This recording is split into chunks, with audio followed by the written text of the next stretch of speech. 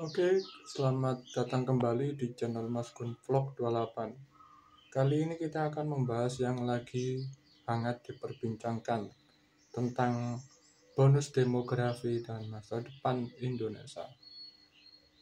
Ya, hal ini menarik kita kupas ya, karena topik ini sempat dibahas oleh Bapak Wakil Presiden kita, Bapak Gibran, yang kita ketahui beliau adalah anak dari mantan Presiden Indonesia ya, Bapak Joko Widodo.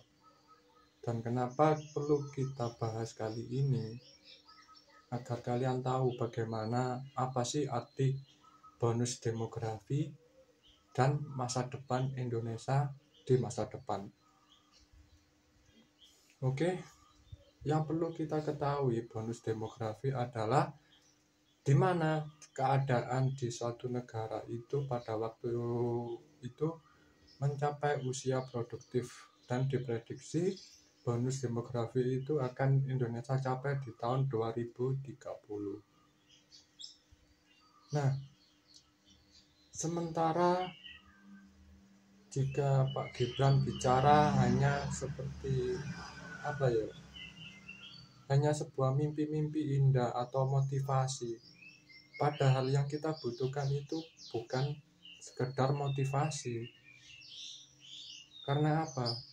Untuk mencapai 5 tahun ke depan itu apa udah dipersiapkan oleh pemerintah? Karena di tahun 2030 Indonesia harusnya sudah mencapai bonus atau menerima bonus demografi itu. Kalau Pak Gibran bilang kan, saya sudah menonton film Jumbo yang diproduksi oleh anak muda Indonesia, dan satu lagi tentang timnas U17 yang sudah mencapai Piala Dunia. Lantas apakah itu menjadi jaminan di tahun 2030 Indonesia akan memperoleh bonus, gift, hadiah dari apa itu bonus demografi? Ya sama sekali tidak. Kenapa saya bisa bicara begitu? Ya masih, kalau bahas timnas ya, masih teringat jelas di ingatan kita. Di masa silam kita pernah melihat kekuatan timnas Indonesia di era Evan Dimas yang digadang-gadang menjadi generasi emas Indonesia. Karena pada saat itu era Evan Dimas itu mampu menembus Piala Asia dan mampu mengalahkan Korea. Lantas apa yang terjadi? Mulai yang terjadi kan sampai detik ini pun pada waktu itu era timnas U19 Evan Dimas sekarang itu sudah hilang imbanya, udah nggak terdengar lagi nama-nama pemain yang kadang-kadang bisa lolos Piala Dunia atau menjadi tulang punggung timnas dan lain-lain.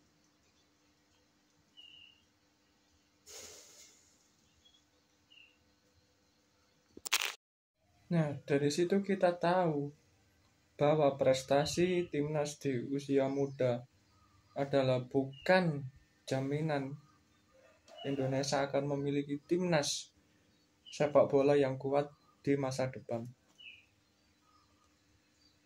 Ya, kesalahan pemerintah pada waktu itu, terutama untuk federasi PSSI, adalah tidak mengembangkan bakat yang pada waktu itu sedang bagus-bagusnya. Yang ada apa? Mereka seperti diperas tenaganya hanya untuk endorsement seperti Tur Nusantara yang kita tahu itu benar-benar menguras tenaga dan pikiran para atlet pada waktu itu ya. Mereka dituntut harus tur ke berbagai daerah di Indonesia sebelum turnamen yang sesungguhnya. Singkat cerita, akhirnya pada waktu kompetisi sesungguhnya timnas kita hanya jadi bulan-bulanan di pentas Asia. Sedangkan timnas Korea Selatan yang kita kalahkan di Gelora Bung Karno pada waktu itu, sekarang mereka para pemainnya sudah melejit ke liga-liga Eropa. Artinya apa? Korea Selatan mampu memetik bonus demografi jika dipersiapkan dengan matang. Itu contoh dari sepak bola. Nah, sekarang bahas anak muda di Indonesia di masa depan bagaimana? Ya seperti Pak Gibran contohkan, anak muda adalah tulang punggung bangsa. Anak muda bla bla bla Indonesia emas atau bla bla bla.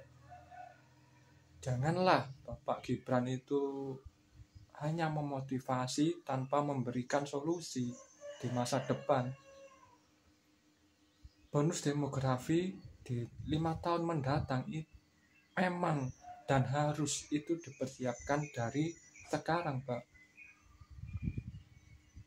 Dan sementara pada waktu sekarang anak muda kita itu sangat sulit mencari pekerjaan. Di usia muda harus dituntut pengalaman, ketika udah pengalaman tertekan karena usia, kan jadi bingung anak muda Indonesia ini di masa depan bagaimana.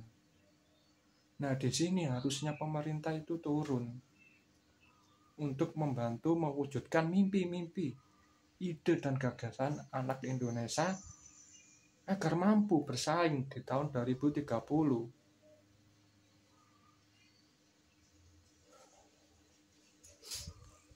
Ya semoga sih pemerintah kedepannya bisa aware dan turun tangan langsung untuk mempersiapkan dari mulai sekarang. Jangan hanya bermodalkan motivasi, tapi juga solusi. Yang seperti kita ketahui sekarang kan, dan ini pun sebuah fakta, bahwa di negeri ini untuk mencari pekerjaan aja itu sulit. Semua lowongan pekerjaan itu kan sekarang maksimal usia berapa sekarang? 27 atau 30 kan? Dan sedangkan ketika anak muda kita masih berusia 20 sampai 25, mereka dituntut pengalaman. Ketika mereka sudah dapat pengalaman, malah kalah dengan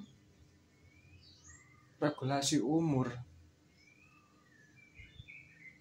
Jadi jangan bicara Indonesia emas, Indonesia apa.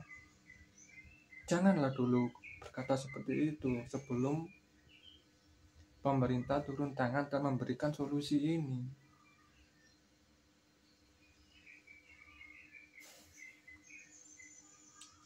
Kalau balik lagi di sepak bola ya, yang seperti digaungkan Bapak Gibran tentang timnas U17, saya punya ide agar apa yang dirasakan timnas di era Evan Dimas dulu tidak terulang. Benahi kualitas liganya. Pak Gibran sebagai wakil presiden juga bisa menekan Bapak Erick Thohir sebagai ketum PSSI, perbaiki kualitas liganya, di mana Indonesia sekarang ranking atau kualitas liganya sudah disalib dengan Kamboja. Ini merupakan suatu penurunan yang sangat signifikan. Padahal di era dulu kita masih bisa melihat klub-klub di Indonesia masih bermain di Liga Champions Asia ya. Seperti Persik Kediri, Arema, dan lain-lain. Lah lupa kalau yang udah mentas. Nah sekarang Indonesia, Liga Indonesia udah nggak dapat kuota untuk main di pentas tertinggi di Asia. Hal-hal seperti ini yang harusnya pemerintah segera membenahinya. Contoh, bikinlah lagi satu kompetisi utama di Indonesia. Berarti nggak cuma BRI Liga 1, buatlah kompetisi lagi yang dimana kompetisi itu mempertemukan klub kasta tertinggi, klub kasta kedua, dan klub kasta ketiga yang saling bertemu. Seperti dulu kita pernah punya Copa Indonesia. Agar apa? Ketika klub-klub ini, contoh klub Liga 1 Persebaya bertemu dengan klub Liga 3 di satu kompetisi utama, itu akan memberikan pilihan pada pelatih untuk menurunkan skuad pelapisnya untuk menghadapi klub Liga 3 itu. Artinya apa?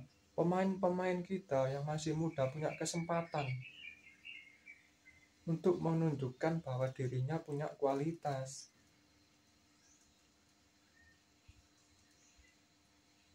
Jangan malah yang dikebut perkembangannya timnas terus dengan mengandalkan pemain naturalisasi, tapi liganya dilupakan. Hal-hal seperti ini yang memang harus dari sekarang ditekankan ya. Kalau jika tidak, apa yang dikatakan Pak Gibran itu akan sia-sia. Kita punya timnas muda U17 yang kita ketahui sangat bagus potensinya, tapi menuju 5 tahun ke depan mereka ini nggak dibekali atau nggak dibimbing dengan benar, tidak merasakan kompetisi, tidak punya kesempatan. Karena pada saat ini Indonesia hanya memiliki satu kompetisi utama, yang dimana kompetisi utama itu sudah diisi 8 pemain asing. Bagaimana mereka ke depannya punya kesempatan untuk bersaing? Iya, sekarang U17-nya lagi bagus-bagusnya, tapi itu akan percuma jika tidak dimanfaatkan di masa depan.